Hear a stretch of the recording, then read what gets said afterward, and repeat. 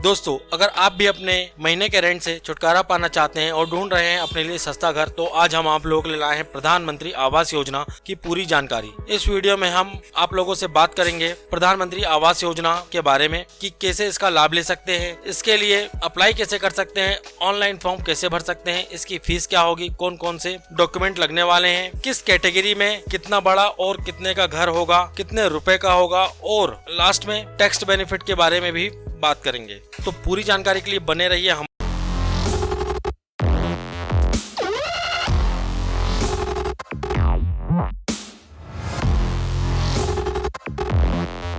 साथ। इसका लाभ किसे मिलेगा और किसे नहीं। अगर आपके पास, आपकी पत्नी के पास और आपके बच्चों के पास उनके नाम कोई भी घर नहीं है तो आपको इस योजना का लाभ मिलेगा।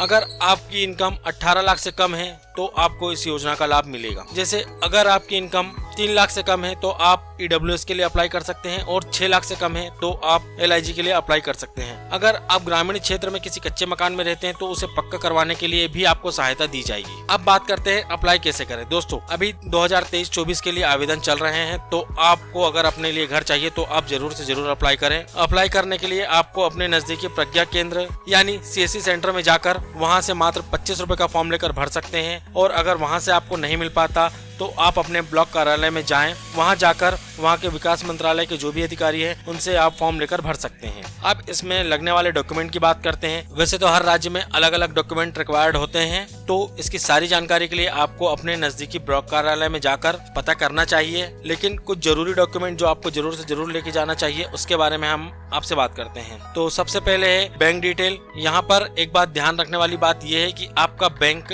का जो खाता है वो आपके आधार कार्ड से लिंक होना चाहिए। दूसरा है घर के कागजात, जहाँ पे आप रह रहे हैं, जिसको आप बनवाना चाहते हैं, तो उसके सारे डॉक्यूमेंट आपको ले जाने चाहिए। तीसरा, अगर आपके पास राशन कार्ड है तो उसकी कॉपी। चौथा, अगर नरेगा सर्टिफिकेट है तो उसकी कॉपी या मजदूरी कार्ड की कॉपी। पांचवा है आधार कार्ड। छठवा है पैन कार्ड। सातवां है पासपोर्ट साइज फोटो। और ये सारे डॉक्यूमेंट आपको अपने नजदीकी गवर्नमेंट संस्थान से जाके अटेस्टेड करवाने होंगे और उसे अपने ब्लॉक कार्यालय में जाकर जमा करना हो। जब आप फॉर्म जमा कर देते हैं तो उसकी एक ऑफलाइन सूची तैयार होती है, जिसे बनने पर आपको सूचित कर दिया जाता है। अगर सूचना नहीं मिल पाती तो आपको हफ्ते 15 दिन में एक बार जाकर जरूर चेक कर लें कि क्या आपका नाम उसमें है या नहीं। एक बार सूची में आपका नाम आने के बाद में आपको एक डेट दी जाएगी, जिसमें आपको आपके डॉक्यूमेंट वेरीफाई करने की एक डेट होगी। उस डेट पर जाकर आपको अपने सारे डॉक्यूमेंट वेरीफाई करवाने होंगे। और जब सारे डॉक्यूमेंट वेरीफाई हो जाते हैं तो विकास मंत्रालय के कुछ अधिकारी आपके घर पर या जहां पर आप मकान बनाना चाहते हैं वहां पर आकर वो उसे वेरीफाई करते हैं, और उसके कुछ समय बाद में आपका नाम पोर्टल पर आ जाता है। अच्छा, यहाँ पर एक बात देखने वाली बात यह है कि यहाँ पर हर एक को अलग अलग नंबर दिया जाता है प्रायोरिटी बेसिस पर, तो उसके अकॉर्डिंग आपको मिलते हैं। सपोज कीजिए कि वहाँ पर 5000 घरों का बनना है और फॉर्म आ गए हैं 7000, तो केवल 5000 लोगों को ही मकान दिया जाएगा और बाकी के जो रह जाएंगे वो रह जाएंगे। और अगर कोई उस योजना का लाभ नहीं ले पाता है तो फिर बाकी के बचे हुए लोगों को मौका दिया जाता है। आपके डॉक्यूमेंट पर डिपेंड करता है कि आपको किस प्रायोरिटी में रखा जाएगा। अर्बन और रूरल के लिए, दोनों के लिए सेम यही प्रोसेस है। और अगर आप रूरल एरिया में रहते हैं तो आप ऑनलाइन भी अप्लाई कर सकते हैं। तो चलिए देखते हैं आप ऑनलाइन कैसे अप्लाई कर सकते हैं। ऑनलाइन फॉर्म भरने के लिए आपको कुछ जरूरी डॉक्यूमेंट्स चाहिए, जैसे Aadhaar card, income certificate, bank detail, address proof, property के पेपर, फोटो, ये सारी चीजें जरूर चाहिए। हाँ तो दोस्तों, अब आ गए हैं हमारी माई स्कीमा साइट पर। ये साइट इसलिए मैं आपको ओपन करके दिखा रहा हूँ ताकि इसमें आप अपनी पात्रता का विवरण अच्छी तरीके से जांच लें। जैसे कि आप ये देख सकते हैं, पात्रता का विवरण दिया हुआ है। ये देखिए, जिसकी ये लिखा हुआ है आवेदन, उसके परिवार के सदस्यों के पास कोई पक्का मकान नहीं होना चाहिए, उसमें उसके बच्चे वगैरह सम्मिलित नहीं होने चाहिए। शहर और नगर अगर पात्रता पूछते तो वो परिवार के द्वारा स्थापित आवास संबंधी योजना का लाभ नहीं होना चाहिए। उसमें फिर आपको आवश्यक दस्तावेजों की सारी सूची दी हुई है, जो भी आपके पास अवेलेबल है, जितना भी कुछ है आपके पास वो सारा कुछ लगाएं। इसमें आपको बहुत सारी चीज़ें दी हुई है, कई जगह पे कम भी होता है, कई जगह पे ज़्यादा भी होता है।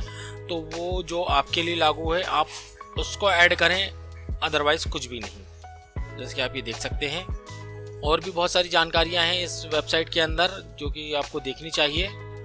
और अब आ गए हैं हम हमारी साइट पर, जिसमें हमें फॉर्म भरना है। इसमें आपको एक आधार और अपना वो नाम, जो कि आधार के नंबर के बाद में जो आपका एज इट इज़ नाम है वो, उसके बाद में आप उसमें चेक एलिजिबिलिटी पर चेक करेंगे। जैसे ही आप चेक एलिजिबिलिटी पर चेक करते हैं, आपके पास एक OTP आएगा। OTP डालने के बाद में आपके पास में एक ये फॉर्म नंबर B खुल जाएगा, जिसके आप ये देख सकते हैं। इसमें आपको राज्य का नाम, डिस्ट्रिक्ट का नाम, जिस जगह पे आप रहते हैं वो, अगर उस जगह पे कोई योजना वगैरह आपके एरिया में है तो उसका भी अगर आप टिक करें, है ना। और इसमें एक चीज़ और ध्यान देने वाली बात ये है कि इसमें जो भी मैंडेटरी फील्ड से जो रेड में है वो भरना ज़रूरी है। बाकी का कुछ अगर छूट जाता है तो चलेगा, लेकिन जो मैंडेटरी फील्ड से वो ज़रूर भरें आप, और अपनी जानकारी के अनुसार सारी की सारी सही जानकारियाँ भरें, जैसे कि परिवार के मुखिया का नाम, उसकी उम्र, और जो भी आपके पास है वो सारा कुछ भरें। अगर आप रेंट से रह रहे हैं तो उसके बारे में भी सारा कुछ ये फॉर्म है, इस फॉर्म को पूरा का पूरा कंप्लीट फिल करें। इसमें आपके सारे सदस्यों की डिटेल्स भी आ जाएगी, और आप कितने सालों से यहाँ पे रह रहे हैं, क्या हैं, तो ये सारा कुछ इसमें आपसे पूछा जाएगा। तो जैसे ही वो सारा कुछ आपसे पूछ लेता है, जिसके आप ये देख सकते हैं, ये पूरा फॉर्म का आपका विवरण दिया हुआ है मैंने। और जब आपका ये सारा कुछ फॉर्म भर जाए तो फिर ये नीचे आपको कुछ ब्लू लाइन में डिस्क्लेमर दिया हुआ है। इस डिस्क्लेमर को आप अच्छे से पढ़ लें, क्योंकि इसी के बेसिस पे आपका फॉर्म रिजेक्ट या एक्सेप्ट होगा। उसके बाद में आप ये जो नीचे कैप्चर दिया हुआ है, ये कैप्चर भरें, जिसके आप ये देख सकते हैं। अब अगर आप ये कैप्चर भरते हैं तो आपका फॉर्म हो जाएगा सबमिट। अब इसके बाद में आपको एक मिलेगी असेसमेंट ID।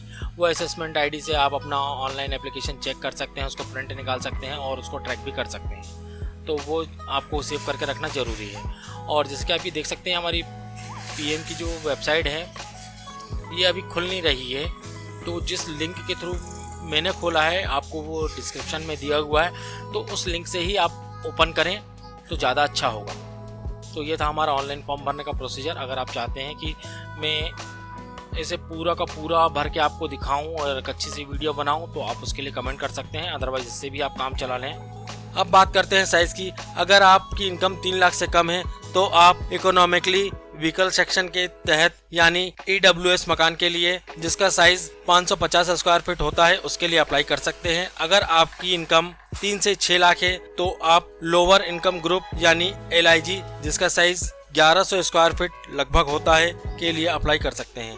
अगर आप अपने कच्चे घर को तोड़कर दूसरा बनवा रहे हैं तो इसके लिए आपको 2.5 लाख तक का सरकार अलग से देती है। 2.5 लाख के बाद में आपको बाकी का पैसा खुद लगाना पड़ता है, और मकान बनने के हर स्टेप्स के अनुसार आपको अलग अलग अमाउंट सेंक्शन किया जाता है। इस योजना के तहत आपको टैक्स में कुछ बेनिफिट भी मिलता है। जैसे अगर आप अपना खुद का घर ले रहे हैं और आपके पास या आपकी वाइफ के नाम या आपके बच्चों के नाम पहले किसी प्रकार का कोई भी मकान नहीं है और आप अपने लिए नया घर खरीद रहे हैं, तो गवर्नमेंट आपको कुछ कैटेगरी के अनुसार इंटरेस्ट पर बेनिफिट देती है। जानते हैं कितना और किसे क्या मिलने वाला है। अगर आपकी इनकम 6 लाख से कम है तो आपको गवर्नमेंट देगी 6.5% की सब्सिडी, केवल 6 लाख तक। इसे ऐसे समझ सकते हैं, अगर आपने घर लिया और लोन के लिए अप्लाई किया तो आपका लोन हुआ 20 लाख का, जिसका रेट ऑफ इंटरेस्ट है 9.5%। तब आपको 20 में से मात्र 6 लाख पर यानी 9.5 माइनस 6.5 इक्वल्स टू केवल 3% ही चुकाना होगा, केवल 6 लाख तक। और बाकी का जो 14 लाख रुपए रहेगा आपका, उस पर आपको एज इट इज 9.5% ही लगेगा। सेम यही अगर आपकी 6 से 12 लाख रुपए की इनकम है तो आपको सब्सिडी के तौर पर मात्र 4% का ही बेनिफिट मिलेगा, वो भी 9 लाख तक। और अगर आपकी इनकम 18 लाख से अधिक है तो आपको 3% की सब्सिडी 12 लाख तक मिलेगी। दोस्तों, ये थी प्रधानमंत्री आवास योजना की पूरी जानकारी। अगर अब भी कुछ डाउट रह जाए तो आप मुझे कमेंट कर सकते हैं और पूछ सकते हैं, मैं आपको जरूर जवाब दूंगा। वीडियो कैसी लगी इस बारे में बताएं, और नेक्स्ट वीडियो में किस टॉपिक पर लेके आऊं और इसी तरीके की वीडियो बनाऊं या ना बनाऊं, इस बारे में आप मुझे कमेंट करके बता सकते हैं। मिलते हैं नेक्स्ट वीडियो पर। वीडियो में बने रहने के लिए आप सभी का बहुत बहुत धन्यवाद। Thank you so much.